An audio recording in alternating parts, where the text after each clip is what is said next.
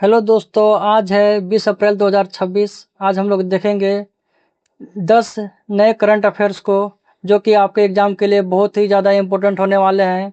आप लोग वीडियो को लास्ट तक ज़रूर बने रहें। मैं बताऊंगा इसका पीडीएफ आप लोग को कहाँ मिल जाएगा। चलिए दोस्तों, देर न करते हुए इस वीडियो को शुरुआत करते हैं। पहला क्वेश्चन है, हाल ही में विश्व बैंक ने 1 अरब लोगों के लिए जल सुरक्षा के लिए कौन सी पहल शुरू की है? तो इसका आंसर हो जाएगा दोस्तों, वाटर फॉरवर्ड पहल। वाटर फॉरवर्ड पहल का अगर हम लोग लक्ष्य क्या है इसकी बात करें, तो इसका मुख्य लक्ष्य है 2030 तक 1 अरब लोगों को जल सुरक्षा उपलब्ध कराना और सूखे से निपटना। इसके घोषणाकर्ता हो जाएंगे दोस्तों अजय बंगा, जो कि विश्व बैंक के वर्तमान में अध्यक्ष हैं। अगर विश्व बैंक की हम लोग बात करें तो इसकी स्थापना हो जाएगी 1944, जो कि ब्रेटन वुड्स सम्मेलन में स्थापित हुआ था। इसका अन्य नाम हो जाता है IBRD। इसका मुख्यालय हो जाएगा वाशिंगटन DC। हम लोग बात करते हैं अब अगले प्रश्न की। तो हमारे सामने अगला प्रश्न है, भारत का पहला वाटर न्यूट्रल रेलवे डिपो कौन सा बना है? तो इसका आंसर हो जाएगा दोस्तों, कंकरिया रेलवे डिपो, जो कि अहमदाबाद गुजरात में है। यह जो है से फाइटो रिमीडिएशन तकनीक द्वारा विकसित हुआ है। यह तकनीक जो है दोस्तों, पौधों का उपयोग करके अवशिष्ट जल का उपचार और पुनः उपयोग करने लायक बनाता है। अगर हम लोग बात करते हैं दोस्तों वाटर न्यूट्रल की, तो दोस्तों इसका जो है से मुख्य उद्देश्य है जल संरक्षण क्षमता। इसकी जो है से दोस्तों रेलवे कोच की धुलाई में बर्बाद पानी का संरक्षण करने के लिए यह योजना शुरू की गई है। इसके तहत 1.6 लाख लीटर प्रतिदिन पानी को बचाने की रेलवे की एक नई योजना है दोस्तों। और इसकी शुरुआत जो है से कंकरिया रेलवे डिपो जो है से अहमदाबाद से की गई है। अगर हम लोग बात करें अगले प्रश्न की, तो हमारे सामने अगला प्रश्न हो जाता है, मरीन स्पेशल प्लान लॉन्च करने वाला देश का पहला राज्य कौन बना? तो दोस्तों मरीन स्पेशल प्लान लॉन्च करने वाला देश का पहला राज्य उड़ीसा हो जाता है। इसका मुख्य उद्देश्य है दोस्तों समुद्री क्षेत्रों का सतत और एकीकृत प्रबंधन करना। अगर इसके साझेदार की बात करें तो इसका साझेदार हो जाएगा दोस्तों national centre for coastal research, जो कि पृथ्वी विज्ञान मंत्रालय है। इसका लाभ की अगर हम लोग बात करें मरीन स्पेशल प्लान के अंतर्गत क्या लाभ हो सकते हैं, तो इसके अंतर्गत लाभ अगर देखें तो पर्यटन और जलीय कृषि को दोस्तों बढ़ावा मिलेगा। अगर उड़ीसा के हम स्ट्रेटेजी की बात करें तो इसका पुराना नाम उत्कल तट है। उत्कल दिवस जो है से 1 अप्रैल को मनाया जाता है। वर्तमान में मोहन चरण मांझी यहाँ के मुख्यमंत्री हो जाएंगे। अगर हम लोग बात करें अगले प्रश्न की, तो हमारे सामने अगला प्रश्न है, चीता आंदोलन जो कि शुरू हुआ है छतरपुर मध्य प्रदेश में। यह केन बेतवा नदी जोड़ो परियोजना के विरोध में शुरू हुआ है दोस्तों। यहाँ की आदिवासी महिलाओं द्वारा सांकेतिक रूप से चिताओं पर लेटकर इसका विरोध किया गया है। अगर हम लोग बात करें यहाँ के कुछ ऐतिहासिक जिक्के की, तो पहला हो जाता है अमृत क्रांति, जो कि अटल बिहारी वाजपेयी द्वारा शुरू किया गया था। अमृत क्रांति क्या है दोस्तों, तो यह है पानी की कमी या अधिकता को संतुलित करने हेतु नदी जोड़ो परियोजना। अगर हम लोग बात करें पन्ना टाइगर रिजर्व की, तो यह भी दोस्तों इसी क्षेत्र में है जहां यह आंदोलन चल रहा है।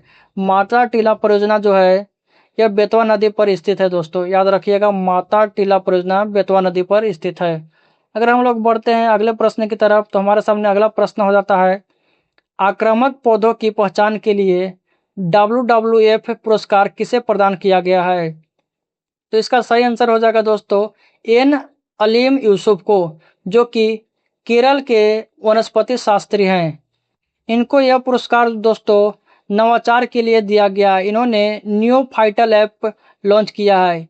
यह है क्या दोस्तों, केरल में आक्रामक पौधों का पता लगाने के लिए AI आधारित ऐप है। अगर बात करें एन अलीम यूसुफ को, तो इनको यह सम्मान दोस्तों हैदराबाद में मिला है। कहाँ मिला है दोस्तों, तो हैदराबाद में मिला है। अगर हम बात करते हैं WWF की, तो इसका फुल फॉर्म हो जाता है world wide fund for nature. अगर इसकी स्थापना की बात करें तो इसकी स्थापना 1961 में हुई थी दोस्तों। इसका मुख्यालय हो जाएगा ग्लैंड स्विट्जरलैंड में। इसका लोगो जो है से ज्वाइंट पांडा है। अगर हम लोग बात करते हैं अगले प्रश्न की, तो हमारे सामने अगला प्रश्न है, भारतीय हथकरघा को वैश्विक स्तर पर बढ़ावा देने के लिए विश्व सूत्र पहल किसने लॉन्च की है? तो इसका आंसर हो जाएगा दोस्तों कपड़ा मंत्रालय।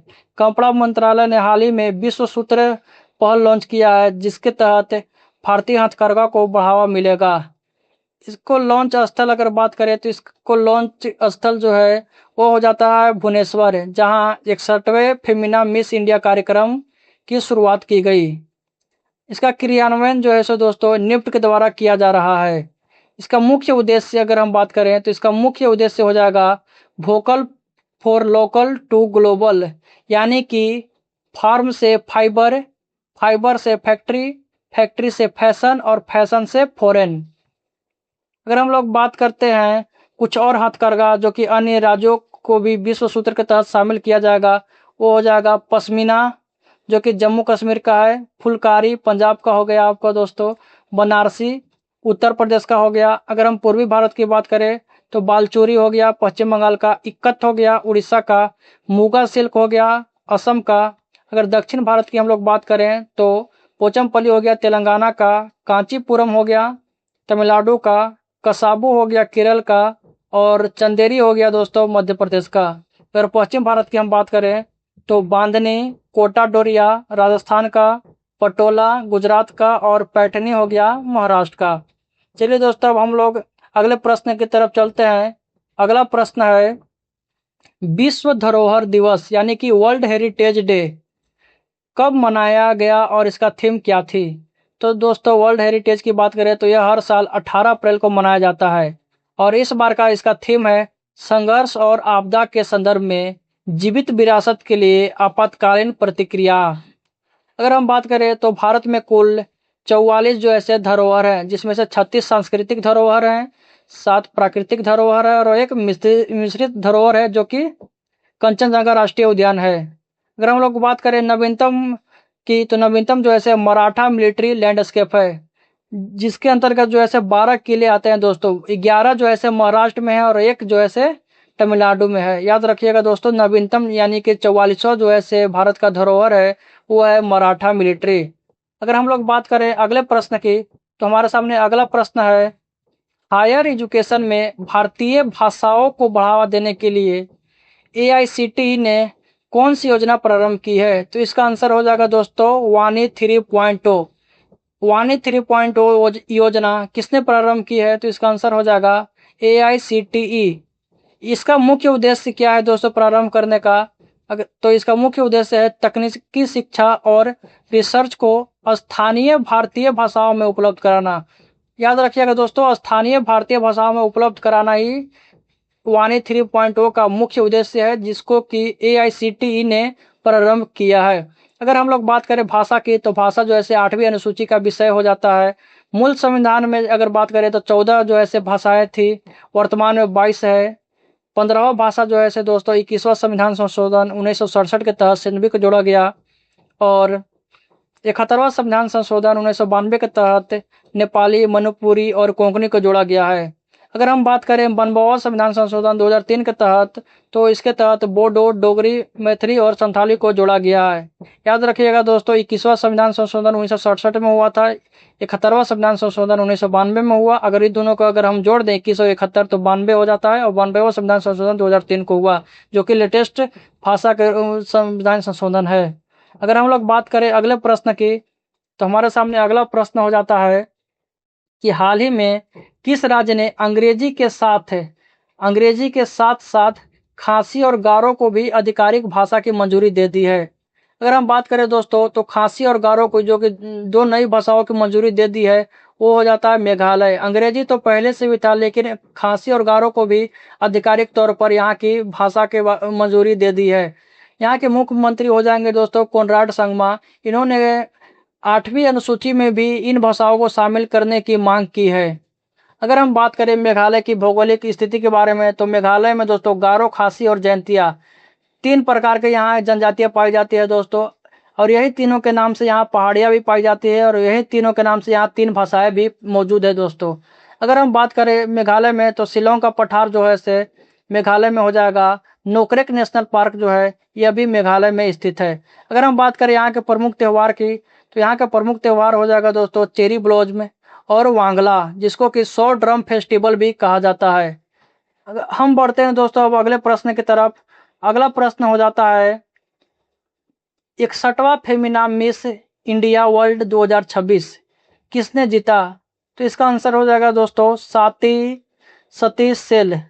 अगर हम बात करें दोस्तों साथी सतीश सेल ने किसके स्थान पर यह जीता है, तो इसका पूर्व विजेता जो थे निकिता पोरवाल, इन्हीं के स्थान पर जो है से दोस्तों साथी सतीश सेल ने इस बार 61वां फेमिना मिस वर्ल्ड 2026 का खिताब जीत लिए हैं। यह जो है से दोस्तों गोवा के रहने वाली है। इस बार मिस वर्ल्ड में भारत का प्रतिनिधित्व करेगी साथी सतीश सेल। अगर हम बात करें दोस्तों मिस वर्ल्ड के बारे में, तो मिस वर्ल्ड के प्रथम विजेता हो जाती है भारतीय रीता फारिया। अगर हम बात करें मिस यूनिवर्स की, तो मिस यूनिवर्स की प्रथम विजेता हो जाती है सुष्मिता सेन। अभी तक मात्र 3 लोग ही मिस यूनिवर्स के विजेता बने हैं दोस्तों। पहली सुष्मिता सेन हो जाती है, दूसरी हो जाएगी लारा दत्ता और तीसरी हो जाती है हरनाज संधू। अगर दोस्तों हम अगले प्रश्न की तरफ चले, तो अगला प्रश्न हो जाता है कि हाल ही में बेनिन के नए राष्ट्रपति कौन चुने गए हैं? तो इसका आंसर हो जाएगा दोस्तों रोमुआल्ड वाडानी। हाल ही में रोमुआल्ड वाडानी को बेनिन का नया राष्ट्रपति चुना गया है। अगर बेनिन की हम स्थिति की बात करें दोस्तों, तो यह अफ्रीका महाद्वीप के पश्चिमी तट पर स्थित एक देश है दोस्तों। अगर इसके पड़ोसी देशों की बात करें तो टोगो, नाइजीरिया, बुर्किना फासो और नाइजर इसके पड़ोसी देश हो जाते हैं। अगर हम बात करें रोमुआल्ड वाडानी की, तो दोस्तों इन्होंने हार्वर्ड से प्रशिक्षित अकाउंटेंट और यहाँ यानी कि बेनिन के पूर्व वित्त मंत्री भी रह चुके हैं। आशा करता हूं दोस्तों यह वीडियो आप लोगों को पसंद आया हो। अगर पसंद आया हो तो अपने दोस्तों के साथ शेयर करें और इस वीडियो को ज़्यादा से ज़्यादा लाइक करें। अगर इससे रिलेटेड आपको पीडीएफ चाहिए तो हमारे टेलीग्राम चैनल को ज्वाइन करें, जिसका लिंक मैं डिस्क्रिप्शन में दे दूंगा। जय हिंद दोस्तों, मिलते हैं कल अगले वीडियो में।